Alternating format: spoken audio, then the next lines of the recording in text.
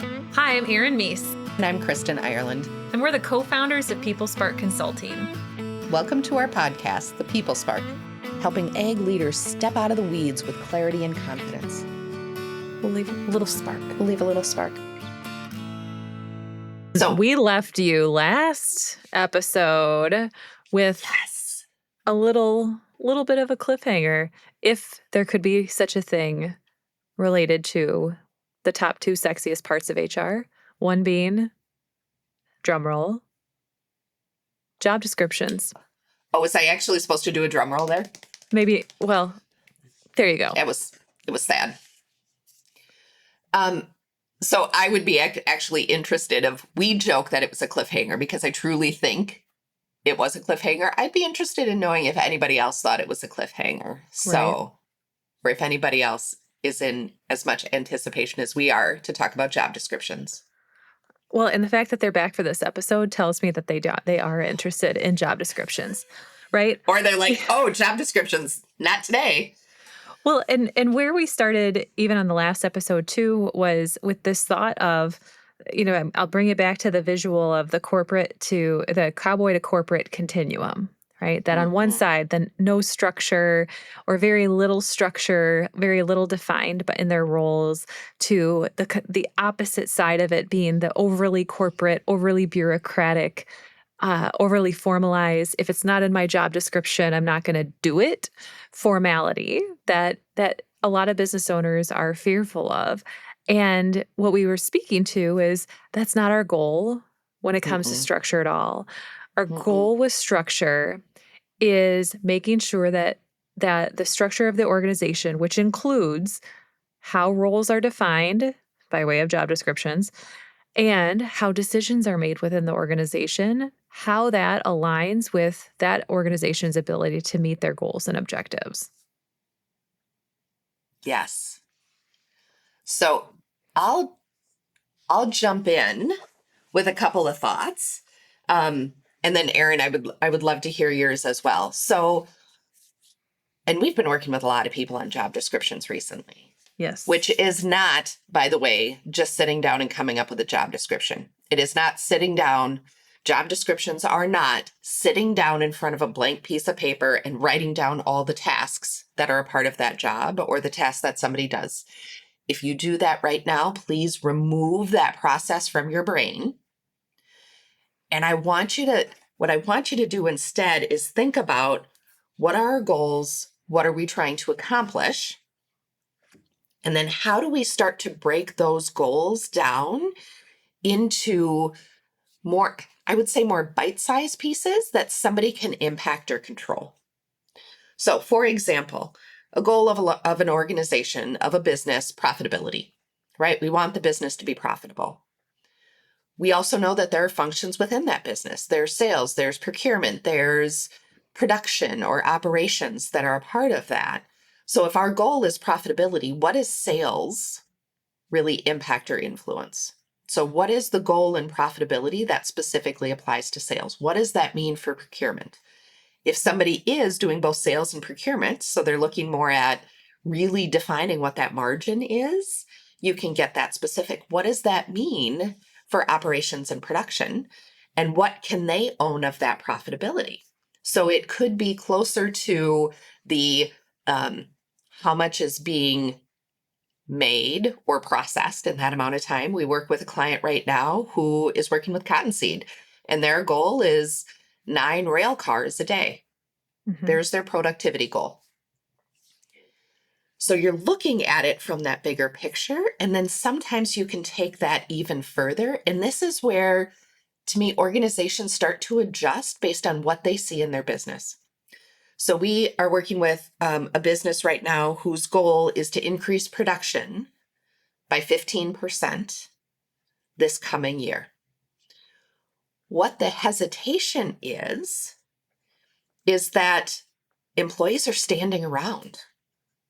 Employees are on their phone. I know, as I say that, many of you either nodded or cringed because you see your employees doing that.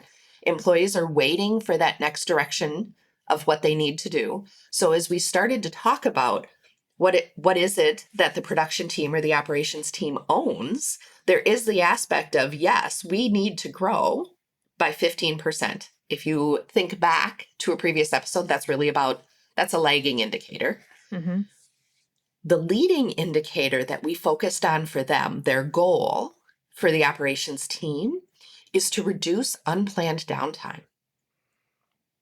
That people are constantly moving so that if a run is done for the day, that they are going and doing something, that they're not having downtime.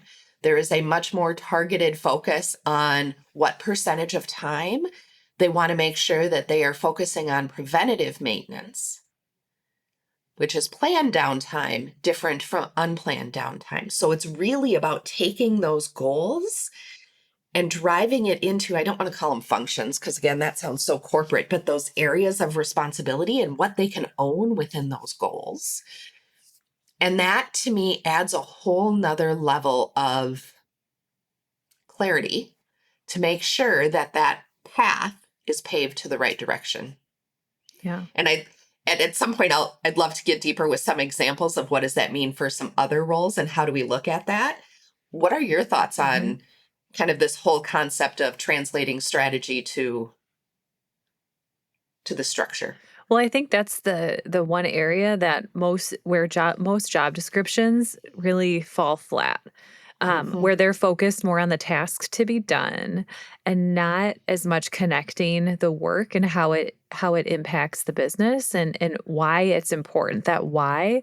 So, which is right part of the difference between, yeah, I show up every day and this is what I do versus, you know what, I help feed animals within a 100-mile radius of this facility. Right? So it might sound like a very small thing, and yet the impact of it can be significant. So I look at that even with what are the what are the when somebody is doing this role successfully, what is it that they're doing? Mm-hmm. Which kind of takes it a little bit even further than kind of just talking about how it connects back to the business. But when somebody is doing this well, what is it that they're doing? How will we know? What are some of those signs that we know somebody's on the right track?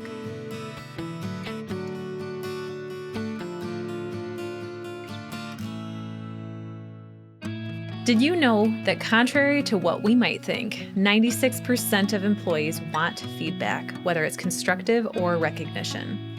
Yet another survey found that only 5% of managers provide critical feedback to employees, even though it's important for their development. What's behind this? Nearly half of managers, 44%, find giving feedback stressful. Nearly a quarter, 21%, avoid giving it altogether. They feel it's uncomfortable, they don't want to demotivate employees, and just aren't sure how to do it. And the repercussions of not giving feedback end up impacting you and your business through lower productivity and profitability, decreased employee engagement, and increased employee turnover. I'm Erin Meese with People Spark Consulting. For the last several years, we've built our business around supporting ag supervisors and managers develop their coaching and feedback skills. Why? Because leaders coaching their teams create more engaged teams, and these more engaged teams create the workplaces that bring more employees into the ag industry. Our leadership transformation program was designed to be straightforward and practical, providing content in digestible chunks, supporting participants through personalized feedback, and providing participants an environment to learn with other ag leaders across the industry. You might only have a couple of managers or supervisors, or you might have an entire team of them. People Spark works with you to find the best solution, whether it's joining an open cohort with other ag leaders or having a customized experience that works across your locations. In order to provide the most customized experience for each of our participants, these cohorts have very limited number of seats available each month. If you're interested in more information around what might work best for you and your team, just click on the link in the show notes below or directly go to developagleaders.com. I'd love to double back, Erin, because what you said there about that bigger picture to the why, this is your chance to share your favorite statistic.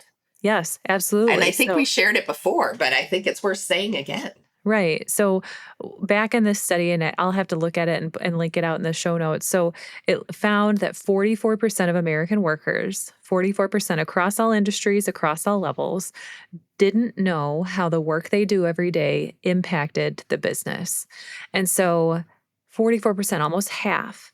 And as you think about that, right, the percentage will go lower the closer somebody is to the having the opportunity to make decisions within the business because chances are they're involved in that. So a lower percentage maybe with managers, directors, etc.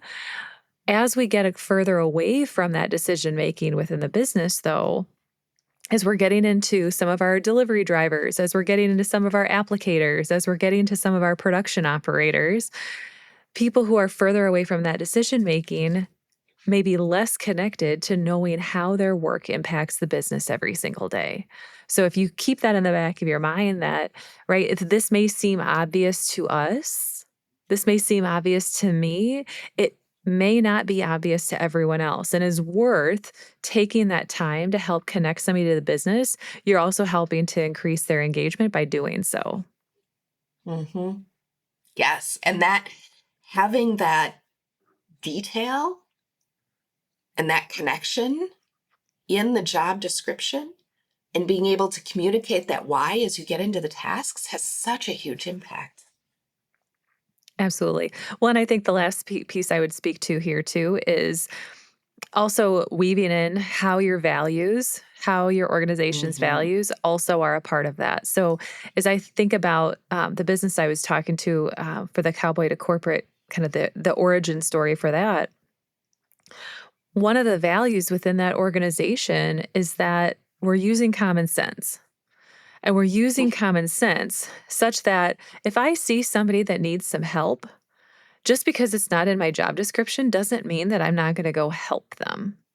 And so we've been able to incorporate, right, some of those examples into some of the communication to help employees understand what it is we want to see. That even though we're formalizing some of the work that they're doing, we're providing these job descriptions out for their team. This does not mean that if it's not on this list, it doesn't get done because we're using things like we're using good judgment, we're using common sense as it's aligned with the values of this organization, how we've built ourselves to this point, and how we're going to be successful in the future.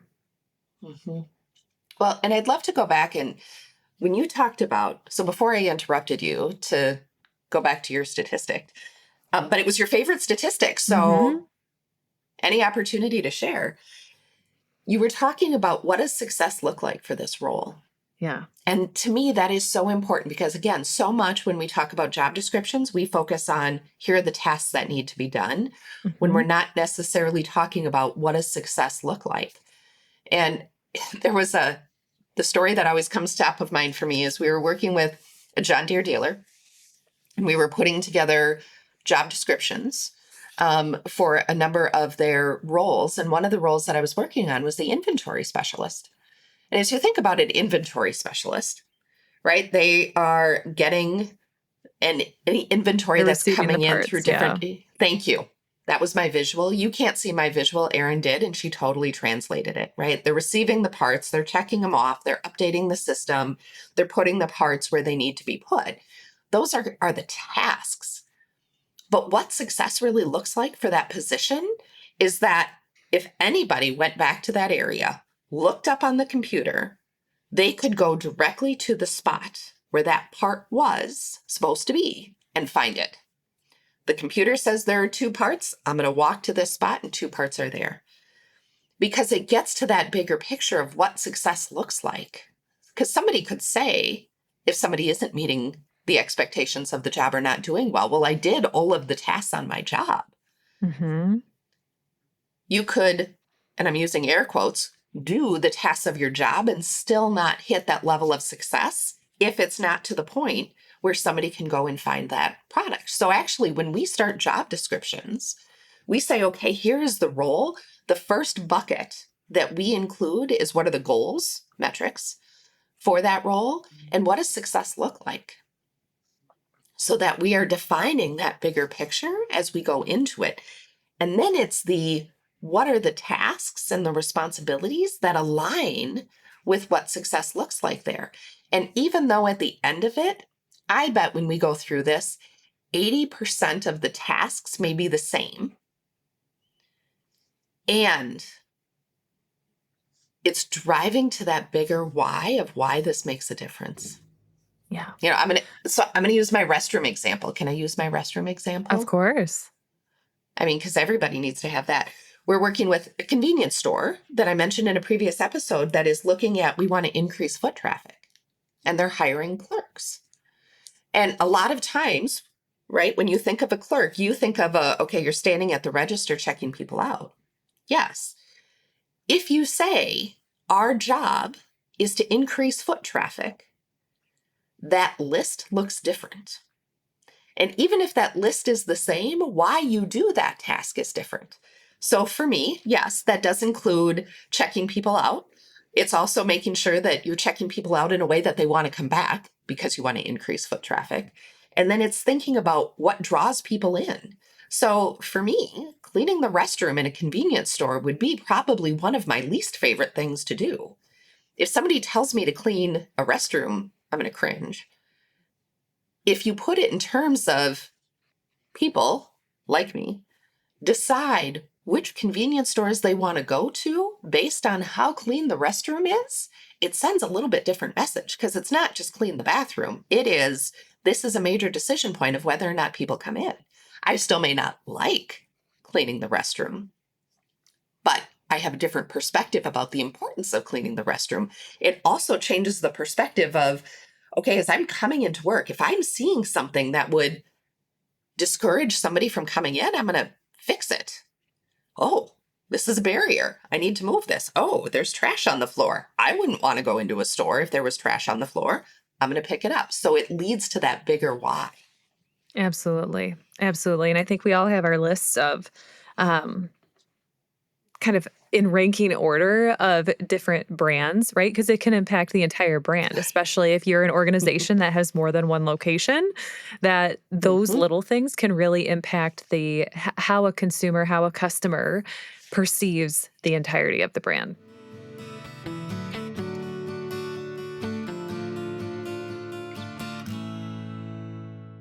Before we end our show, let me leave you with a question. What would it feel like to leave the office every day, not just knowing that your managers and supervisors had everything under control, but that you were confident that the direction they were giving your team members was creating and reinforcing the kind of great culture in your business that the entire community talked about? The kind of culture where customers went out of their way to work with you instead of the competition, because they were cared for, consistent, and kind. If that sounds like the ag business you've always wanted, stick with me for just another minute. Too many ag business owners and general managers, yes, even the big ones, find themselves stuck. They're juggling customer questions that their leaders should be able to handle and somehow ending up as the bottleneck of decision-making in their own business. It feels like they can never get out of the day-to-day long enough to develop their talent, their business, and their own future. Sound familiar? You've worked hard to get where you are, but staying stuck here isn't sustainable. Not only that, it's costing you time, energy, and future growth. The good news? You don't have to figure this out all alone. That's why we offer you the opportunity to schedule a free culture development session. This no obligation, no pressure call is your chance to explore whether our programs are the right fit for you. Our programs have helped ag businesses across the U.S. like you to build great work teams and cultures, retain great employees, and develop plans for your business's success, all while freeing up more time for you. When you schedule your free culture development session, here's what you'll get: a personalized conversation with an expert advisor who's seen firsthand what it takes to break through barriers and achieve the culture and outcomes you're seeking. The opportunity to see how our programs can help you define your business and people strategies, and actionable insights tailored to your goals so you can start moving towards the business you've always envisioned. If you're ready to stop spinning your wheels and start building the ag business you deserve, here's what to do next. Visit this link in the show notes and book your free culture development session today. Don't wait. The next big breakthrough might be just one conversation away. Thanks for listening to today's episode. Well, and the other Mm-hmm. part about job descriptions, so we've talked a little bit already about the specific parts of connecting into what does success look like, the responsibilities of the position too. The other part with job descriptions, well, and with structure in general, is really around determining how decisions are made within an Mm-hmm. organization.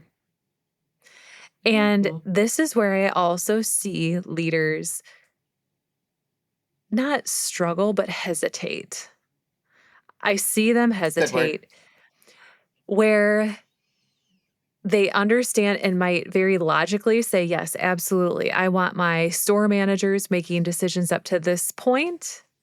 And yet we allow some of the behavior of, okay, well, I've had some of my employees that they've kind of worked around them. They've continued to come to me as the owner to get those questions answered. And so part of this structure exercise of defining how decisions are made, I think can be really helpful in one, helping the business owner take and kind of take some of this responsibility off their shoulders to have to feel like they have to answer everything, all of the day-to-day questions. And it Mm-hmm. also helps empower those leaders that are in some of those decision-making roles to step into those roles more fully. If I'm a leader and I know that my owner is just going to go ahead and answer the question, why would I bother answering it myself? And Mm-hmm.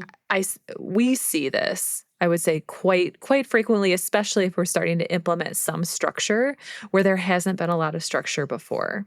What would you add here, Kristen? Mm-hmm. Um, I there's so many aspects of this.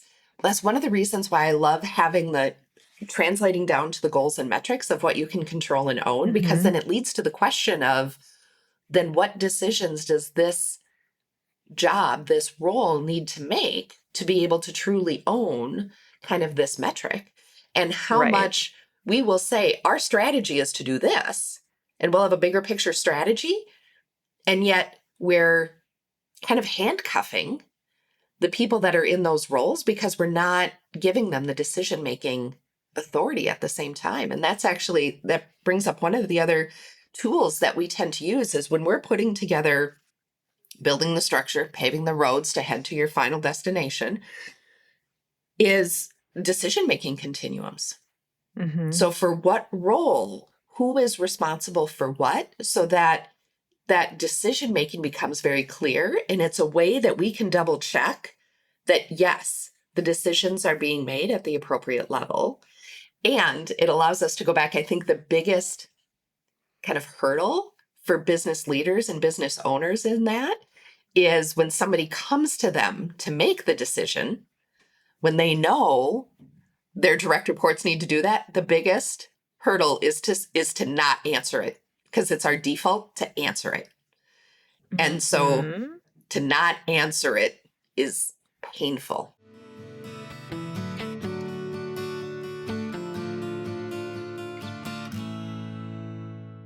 What would be your one thing from this episode?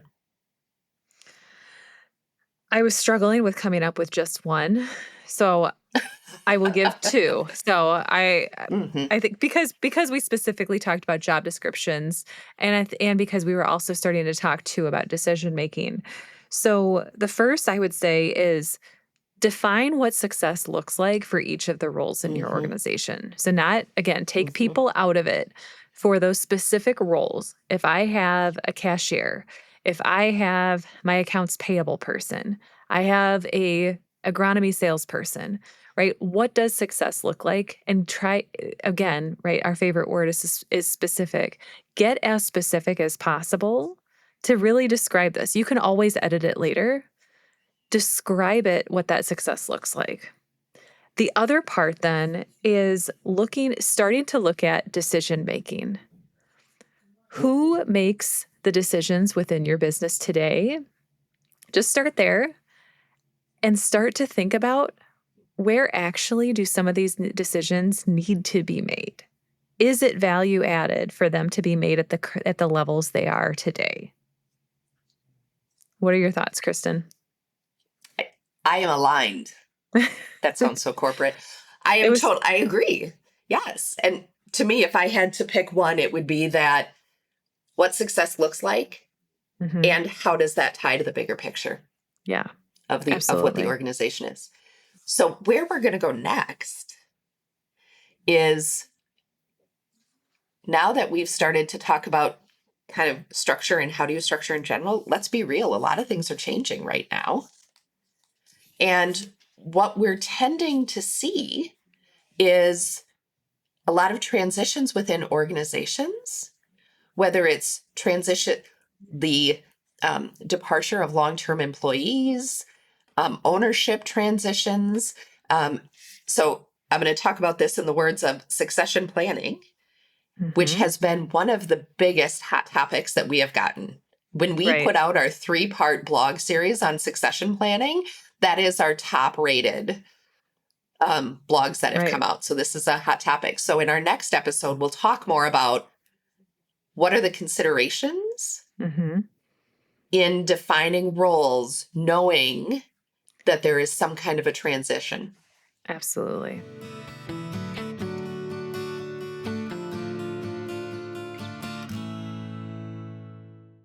This has been the People Spark Podcast. We hope you've enjoyed today's episode, and we look forward to bringing you more.